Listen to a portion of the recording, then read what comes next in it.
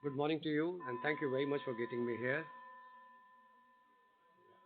It always feels good to go back to college, go back to students, and in fact, I would say it's still a learning process for us. You guys are young, you're learning about what you get into management. We perhaps passed out 30 years back, as you heard. So, in fact, I look forward to continue learning with you guys, and here I am to share my experience of what we've been doing. Like you heard, I've been in advertising business. We work for brands. That's what we do. And I'm here going to make an attempt to share my learnings when we work on the brands, and hopefully you'll find interesting. Brands we all hear, it's there in day-to-day life. We all deal, interact with them, and brands are quite like us. They're quite like us in the sense the brands are loved, they bond, they connect. Can you hear me correctly? So they're like us, they're like human beings. They're all among us. We have our favorite brands. We despise some, we love some, we can't stay without certain brands, and they grow on us. The brands grow and they evolve. I'm sure all of you would have grown with certain brands which you love to grow with. And as brands age, there are certain brands who lose relevance. Of course, here we've seen Kodak, which is a legendary brand for all these years. Now, where is Kodak now? When was the last time you heard anything about Kodak? When was the last time you used any other product? Whereas the same brand about 20 years back, you couldn't imagine photography without Kodak, without using Kodak film. And on the other side, we have some brands which stay young despite 100 years of existence. Here is a brand which stays as useful, as young as it was ever. So what is it which makes brand relevant today and some brands lose out? So some brands lose relevance, they stand apart in the crowd, and some get lost in the oblivion.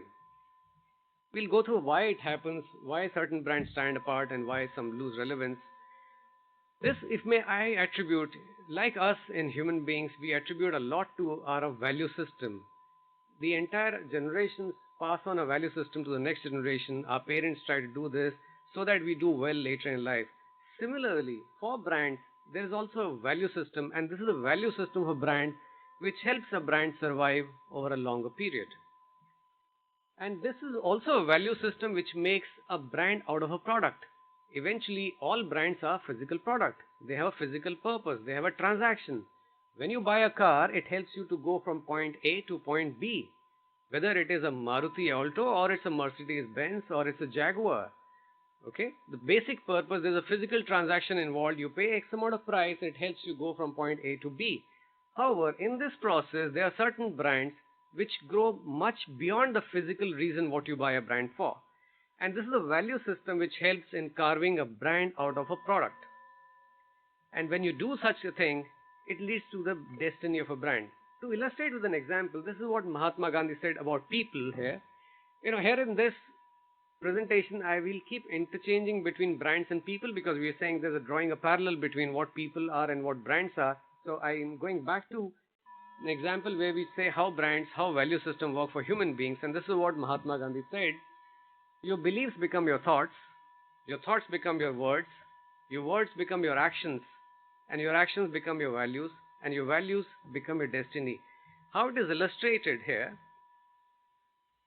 whatever our beliefs are, we think about those things. This is what in our mind, we continue to think on our belief.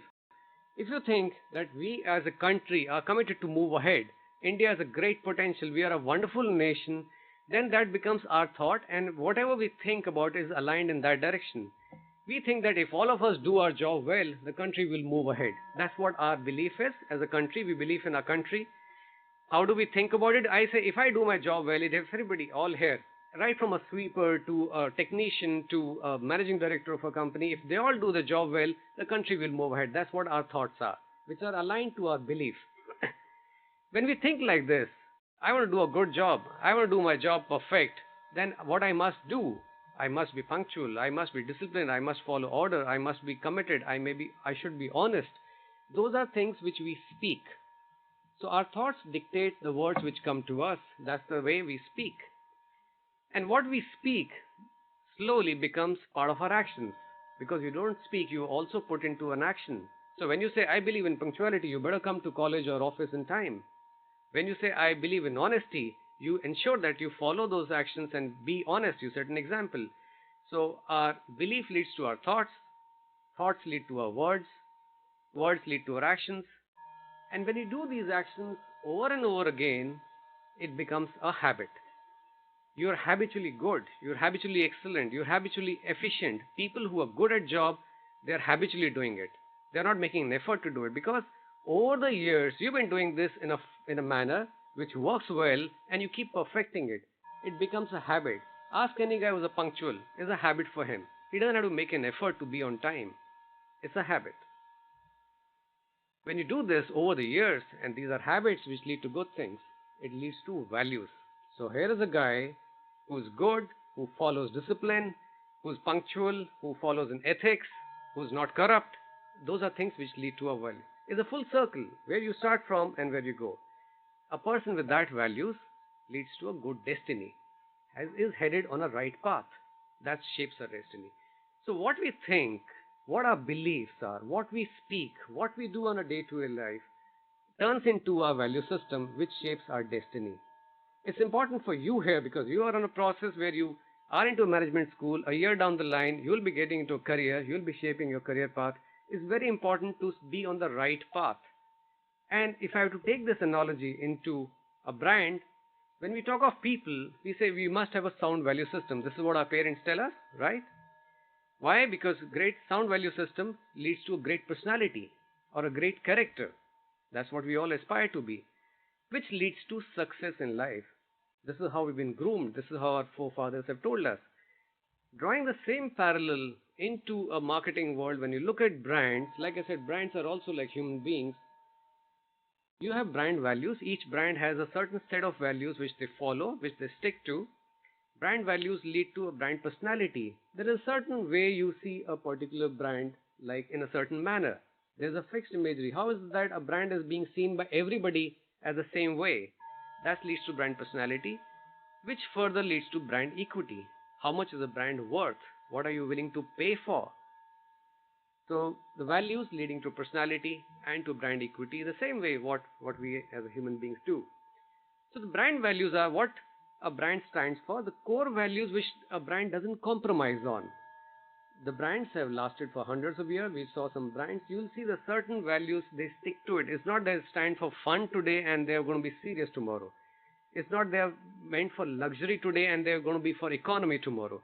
You stick to certain values, you stick to certain systems, and these are the things which stay with you.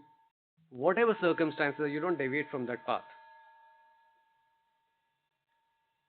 So these are the virtues that are never compromised, come what may, and which guide the brand about choices it makes in its journey. There are times when business is bad. There are times when the competition is strong. There are times when consumers are changing. You got to keep evolving around that, but do not compromise on the brand values. You do change. You do evolve. You adapt to the market systems, but then you don't change the basic core values of the brand, and we'll illustrate how. Because a brand is not just about the product, it's about more about people. A strong brand transcends its physical existence, takes on a life, builds a relationship with customers. Beyond a point, you get into a relationship where you don't see the physical attribute of a brand. So you don't see a car as a car. It's more a thing which you rely on every day.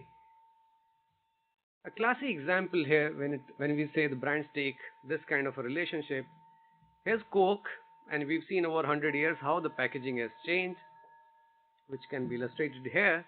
So you can do cosmetic changes to the brand, but then you can't change the taste of my Coke. That's what people said.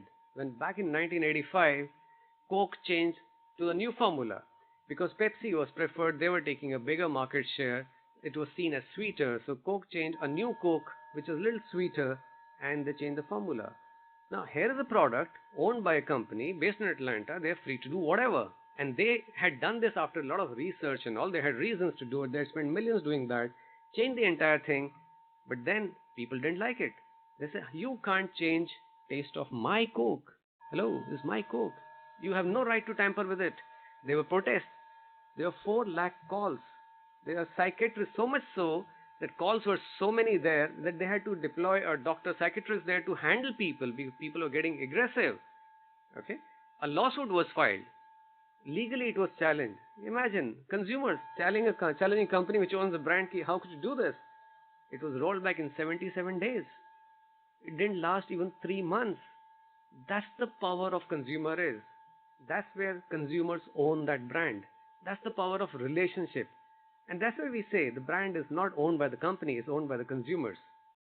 That's what we aspire. Every brand aspires to have that strong relationship. They have a right on you. They tell you what is needed, what is good for them, and the company listen to them. 77 days, back to the same old Coke. What a brand does, it brings a lot of irrationality to the entire thing.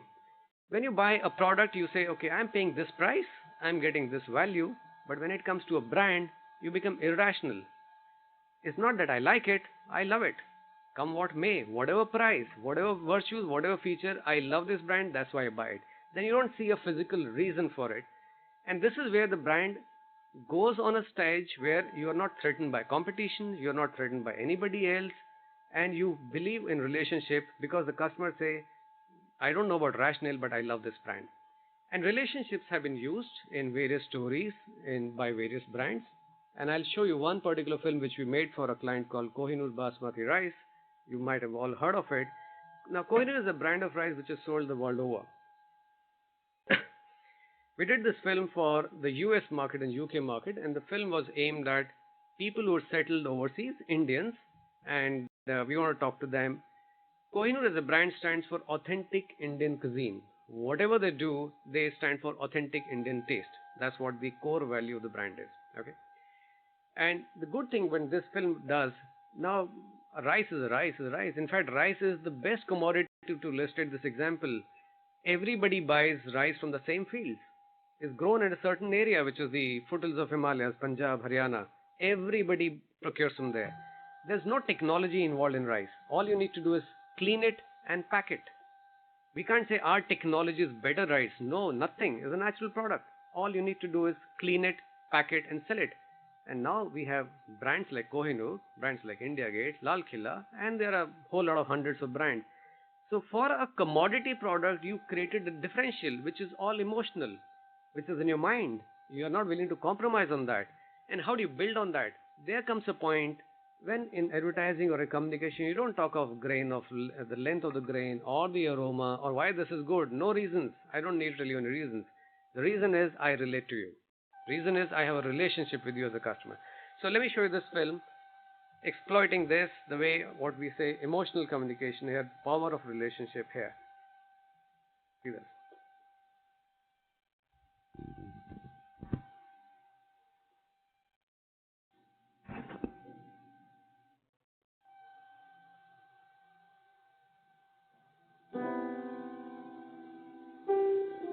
First day.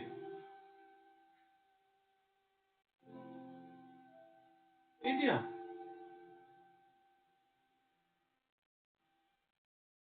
Hi, Vikram from Delhi. Shehnaaz, Lahore. Analyzing the market trends, I suggest our company should invest in the Indian music industry. Punjabi rap rules, guys. Well, I think Pakistani Sufi is bigger.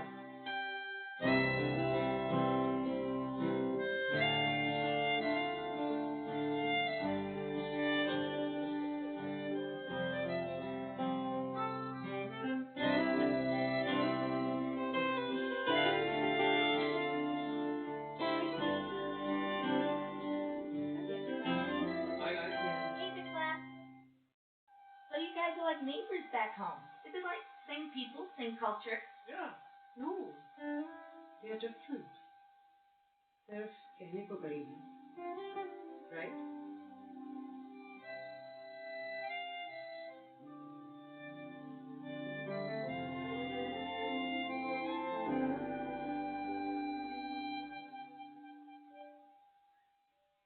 वैसे इतने भी अलग नहीं है हम.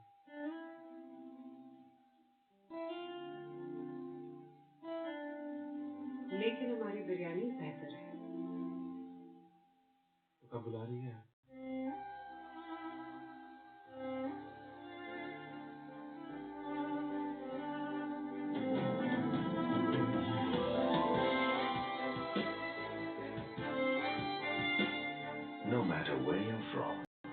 The true taste of Kohinoor will always bring you closer.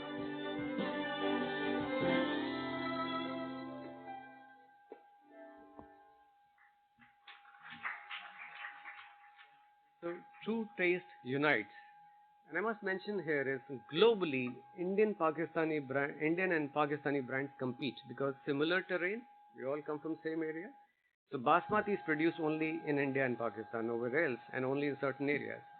What this film did, it not only reached Indians, it also created a bond with the Pakistani consumers because our eating habits are same.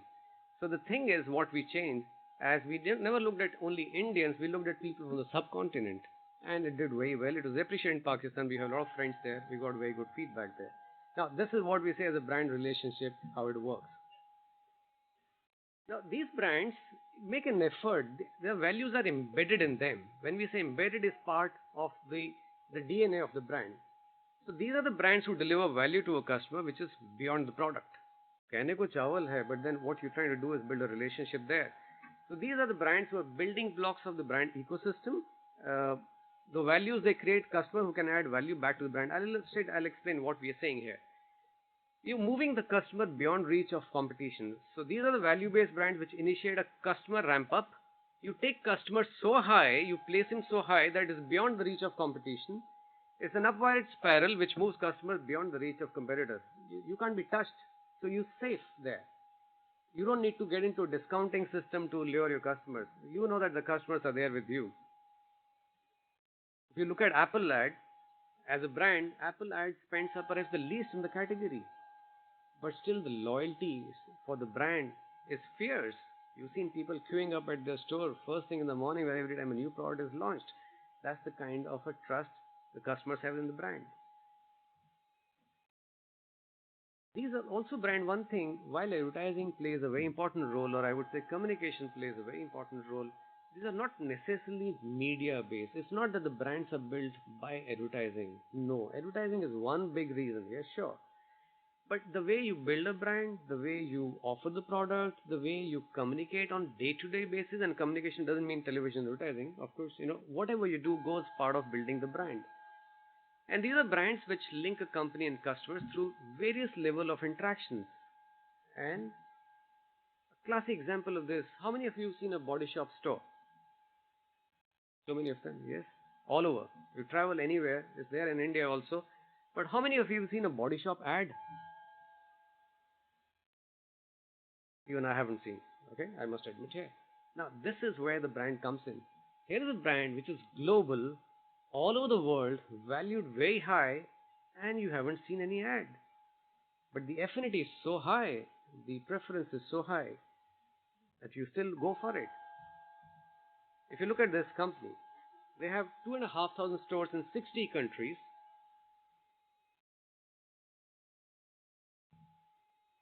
And it was bought by L'Oreal for about $1 billion. Now that's the value of a brand without advertising. You don't need to do this. Now, how did they do it?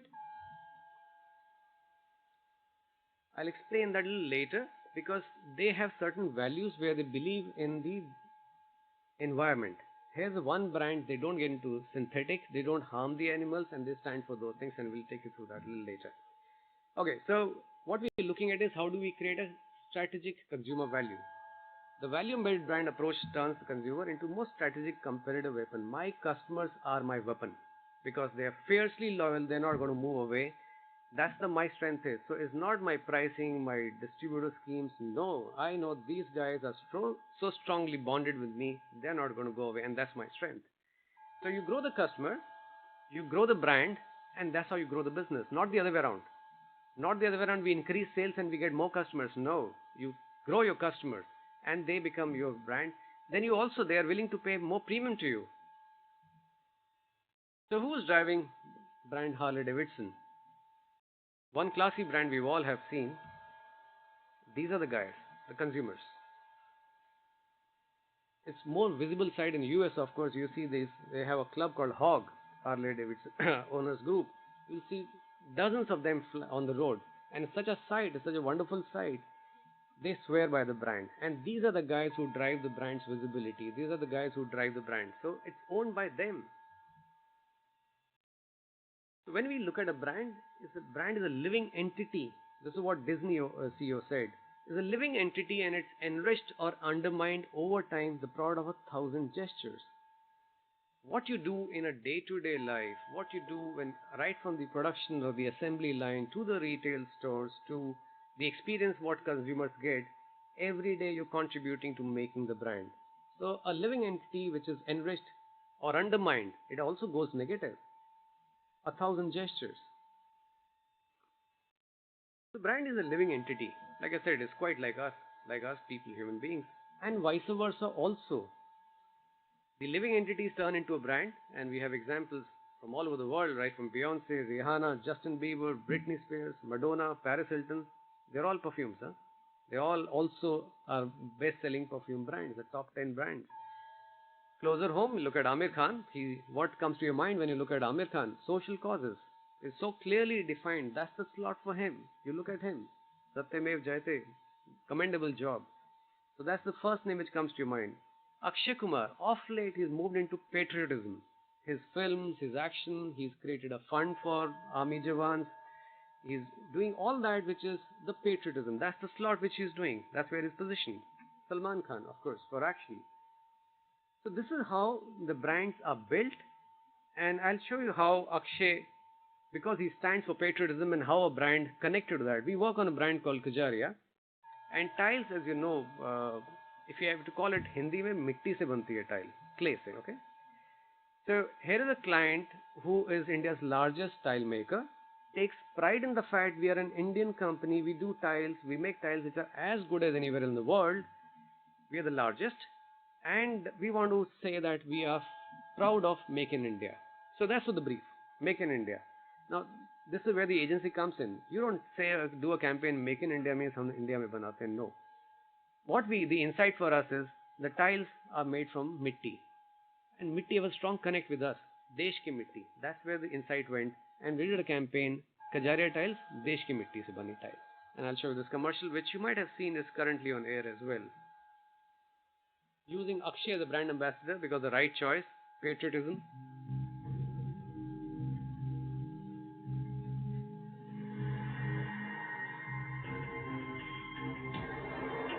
जी जान लगा देते हैं कुछ लोग अपनी मिट्टी की हिफाजत के लिए।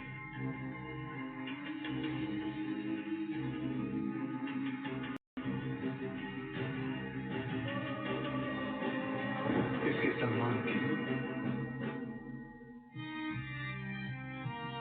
एक पहचान के लिए, संस्कारों और विरासत के लिए।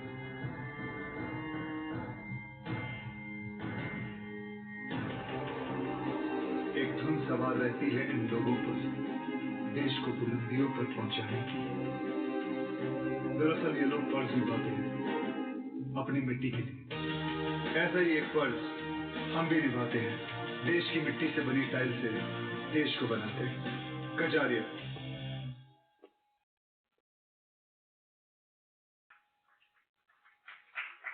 So what brand values do, they ensure that the brand growth is not just financial or physical, it's beyond that.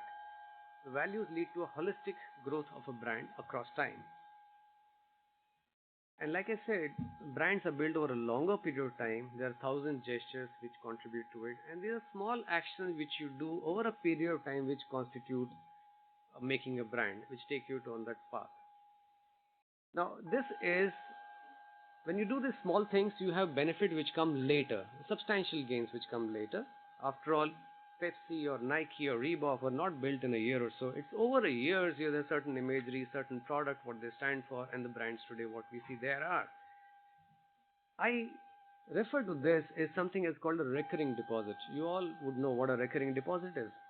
A recurring deposit, you keep putting money consistently over years, and then you get it at the end of 10 years or 5 years, a substantial amount. Okay, that's the principle of recurring deposit. However, the interpretation of recurring deposit, what we're going to talk about here is different. And what I mean by recurring deposit here, building a brand is like a recurring deposit. You keep putting small efforts, small investments, small deposits into this, and recurring stands for resources, expertise, knowledge, and relationship. These are the 4 things a brand puts small deposits over a period of time. to get to a bigger picture later. And what these things mean: resources. Why do you create a brand? First purpose, a brand must lead to wealth creation. It's not a social service. There's a commercial world out there. All the brands what we talked about are premium brands. People are willing to pay a premium with eyes closed. So the first thing is a brand must create wealth. And we have examples. These must lead to wealth creation, where you see Nescafe, which is worth 11 billion, started in 1938. Louis Vuitton, 23 billion, started in 1834.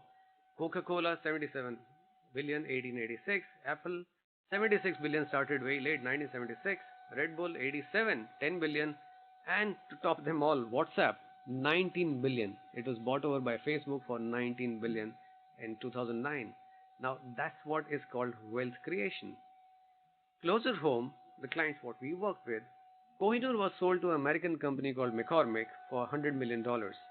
Now, when it is sold, it's not the factory or the offices or anything, it's the brand. The right to own Kohinoor brand in domestic market was valued at $100 million, which is owned by McCormick in India, while the owners continue to own the brand worldwide. Uncle Chips was bought over by Pepsi long time back. I started my career with Uncle Chips, incidentally, 25 years back. Ranbaxy, 10,000 crores.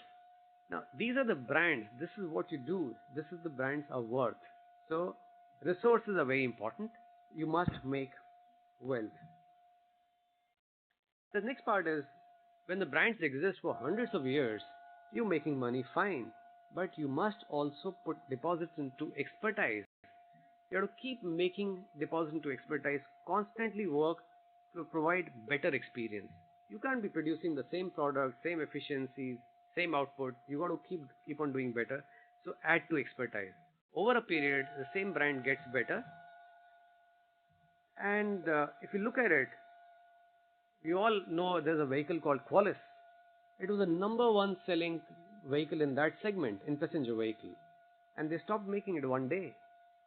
There were debates. Here is a company, Toyota, best-selling vehicle in that category. You couldn't even think of. Tata Sumo was like way behind, and they pull it off. They said, stop. Why? Because they want to get a better product. The Qualis was taken off, and of course we had much better product coming in. Look at Maruti. Way back in 84, so mid-80s it started. 800, same 800, but look at the number of changes what the car has gone through. It's still 800, but the quality of car, what you see, the model what you see today is way different than what it was earlier. And here is one classic brand called Gillette. I think we all know this. This is the first preferred brand which we all like. 100-year-old brand. And what expertise means is illustrated by an example here. Let me show this film. I wish we had made it. We have not, but it's a film I love. And this is what it says, the commitment of a brand to make a product so good and relate to people. This is a film from Gillette. Good morning, sir. Ready to get up? Get your feet up. How you doing today? Good morning. I remember always looking at my dad's arms like when I was like 8, 9, 10 years old. He had arms like Popeye. He was a towboat captain. And I so admired his physique. And now it's a different story, you know? And that's just the way it is.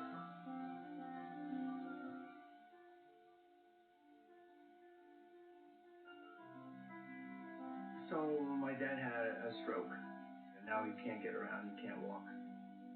And he needs me to help him out. And my son Luke and I have been doing it. And I'd do anything. Anything for him. I can give you a really good mohawk. He's like a punk rocker. There's a definite role reversal that happens. I have to wake him up in the morning and take care of him and groom him and shave him and shower him. It's actually an honor to do that for your father because he did it for me when I was a kid. My dad's got the greatest face. His squishy face is just amazing. He's sort of thin skinned and I don't want to cut it at all. So I gotta be careful with that face. Like he'll just say, do this, do that. You gotta make sure that you shave my neck down. You gotta do my lips up. It was really particular about his sideburn. That's where your sideburns start? I'm not gonna touch your sideburns. Okay, good. Okay? How am I doing so far, Dad? Okay. You know, it takes me like a half an hour to shave my father, because I have to be so careful. Okay, well. There we go. Okay, good. That's safe. I'm one of the lucky ones. A lot of my friends my age do not have good dads, and I still have my dad.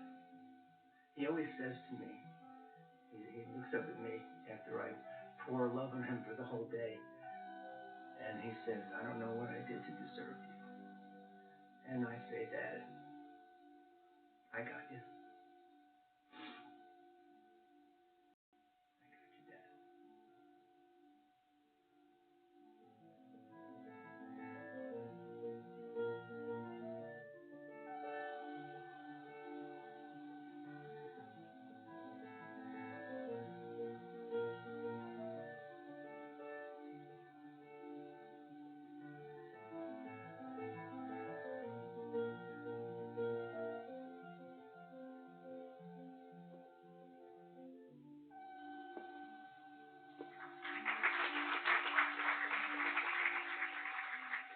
What a product, what a commercial, what a communication. This is what, you constantly strive to do a better product. Think of the needs. Who would think like this? But this is what these brands are where they are today. Moving from expertise in recurring, we go to knowledge. Knowledge is important because it's a constantly changing world. What was right 20 years back, 30 years back may not be relevant today. So know your customers, know their needs, what do they need today, their changing lifestyle and demands, and adapt accordingly. It's important that we reflect our knowledge into a product. So we can't be in a closed door, okay, this is what we do and we'll continue to do this for years. So we got to adapt to the evolving time. And one example, since we worked on the category, there was those days 30 years back, rice was sold loose. So we had loose rice in those sacks, which you go and buy. From there, it moved to packed rice. Kohinoor was the first brand which said, we're going to sell rice in 5 kg and 2 kg, and the world laughed at them and says, are you crazy? Whoever buys rice like this in a packaged thing? They went ahead and they created a market for this. Of course, rest as they say is a history. Everybody, all rice are sold in the packaged rice. They moved on there to ready to eat because lifestyles were changing, nuclear families were coming in, metro living is coming in, people don't have time to cook. So they moved into ready to eat. You just put in a microwave oven and the dish is ready. Sticking to the product, they have a combo meal. You have rajma chawal, you kadhi chawal, you put in a microwave, 2 minutes, the dish is ready. And it's a huge market for them worldwide, not only in here in India. So this is what is learning how my consumers are. She doesn't have time. She may or may not have cooking skills. She doesn't have the aptitude to this, but she should live on life. She must get time for other things. So that's how we support her. And one good example of learning or moving with time. Remember this Bajaj, Hamara Bajaj, the commercial? The number one scooter brand, they moved out of scooters. Imagine Hamara Bajaj, what a wonderful brand, selling like hotcakes, and they say enough. They moved into motorcycles, and they are such a good position today. Look at knowledge from Apple, they started from Mac to an iMac, to iPod, to iPad, to an iPhone. iPhone is just 10-year-old brand. They just finished the 10th anniversary 2 weeks back. All this in just 35 years. How the product knowledge is being reflected in the products what we bring to you. And the last one, we talked of resources, we talked of expertise, we talked of knowledge, and I feel what's very relevant today, or for us, I feel very important, is the relationship part. While we do the physical transaction, the commercial part, the knowledge and all, relationship, something which is the most valuable deposit, is driven by brand values. The irrational edge. Why the irrational edge comes? Because you love the brand. So relationship with not only customers, that's important, fine, you've got to build, that's the first thing, you've got to do that. Relationship with your employees, relationship with your stakeholders. There's this airline called Southwest Airlines, one of the finest brands in airlines, and they said, look, competition can copy anything, they can't copy our people. And our people, our staff is our strength. And it's a great brand to fly with. So relationship with employees is not, it doesn't just end with marketplace that, okay, customers are being taken care of. No, the stakeholders. Going beyond that, relationship with society. What are you doing for society? Relationship with environment. It's our responsibilities do not end with marketplace or retail stores or so. It's much beyond that. That's where the true brand comes in. Harley Davidson, Tata Steel says value stronger than steel. That's what their sign off is. So believable. They stand for certain values. The Body Shop. Interesting. Look at Body Shop. This is one of the communication Body Shop does. Go to Body Shop and fight against animal testing. People who relate to this go and buy this product. Now, this brand, I said they don't advertise much, but what they do on ground is something which reinforces their belief in this. Their mission, you go to any of their communication, their site, it says, we always keep people, animals, and planet in mind. Imagine, you will expect a cosmetic brand to say, we want women to look beautiful. That's our mission. Fair enough. But here is a brand which says, people, animal, and planet. And it's not just a thing which is on paper. They actually believe in this. And what we see here is they've been doing various campaigns on different scales. The Save the Whale campaign we did along with Greenpeace. They did Make Your Mark campaign again for people looking at girl child, promoting renewable energy sources, campaign again animal testing, breast cancer fund, stop violence in home campaign, HIV/AIDS. They don't test their product on animals. They do not, unlike any other brand. Now, these are things which they do on ground. That's why people respect them and they believe in them. It's not just a marketing or advertising claim. They believe in this. So that's the value of relationship. Okay, going back where we started, I said brands are like us. When I look at the formula for brand or recurring deposit, I feel, and this is what has been guiding me, that's my personal experience, and I'd like to share it here with you. It's very much applicable to us as people and to you as budding professionals. You're going to be in a career. So it's very important. I try to follow it, and I would like to share my thinking with you. Resources. As people, you must earn and create wealth. We all know that every first question which a management college is asked by the students, placement कैसी होगी? Salary कितनी मिलेगी? Right question. I think we all begin from that. Among our peers, we all concerned, who is earning what. I said, okay, that's fine. We shouldn't be chasing money. That's okay. I always say, focus on your capabilities. Money will chase you. Okay. But having said that, resources have to be built. And not only in the first year when you go out of your college, even later, if you're doing the same job, getting paid the same thing, not moving ahead, there's something wrong. Change a job. Change a line. If you're stagnating, if you're not making money, there's something wrong. So it's time to move on. You must create wealth for yourself. You must work for your well-being in terms of financial resources. So that's the first thing, a deposit or the effort which you're going to make as the expertise. So even if you do the same job, you must do it better. You must do it efficient, as we've seen in the brands. I might be in a banking sector, which might look like a routine job, but then can I do this job way better? Can I handle, instead of one, can I handle 10 things? We must develop a good expertise as we work along in a professional career. Knowledge, we got to keep learning. I feel fortunate to work in advertising where we learn so much. You work on a tile brand, you know a lot about tile. You work on a basmati rice brand, you know about this. You work on a government brand, you work on a tourism brand. The learning never ends, at least in our business. That's what I feel. And learning should never end. Even at this age, we got to learn. So you got to keep learning, and learning beyond academics. Academics would come to an end in a year, but learning, the real learning, would begin later.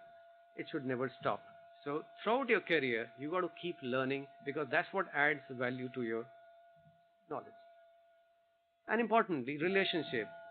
A job which is paying very well and you have messed up relationship at home, at wife, is no good. A job which is super but you're not good with your juniors, with your seniors, is no good. So your family, your colleagues, your friends, you're so busy you don't have time for catch up with your friends. Boss, this is not the way life is. There has to be right balance in what you do. With society, there comes a time which later, when you worked enough, you earned enough, and it's time to pay back what you got. You must pay back to society. You must work for it. And importantly, with environment, are you doing something? Are you helping the environment improve better in your neighbor, in your environment? So you got to give it back. That's the philosophy. That's the guiding principle for me, at least. You got to ask this question every day. Have you made a deposit today? So maybe in terms of money, in terms of relationship, have you learned something new? Have you done a job better?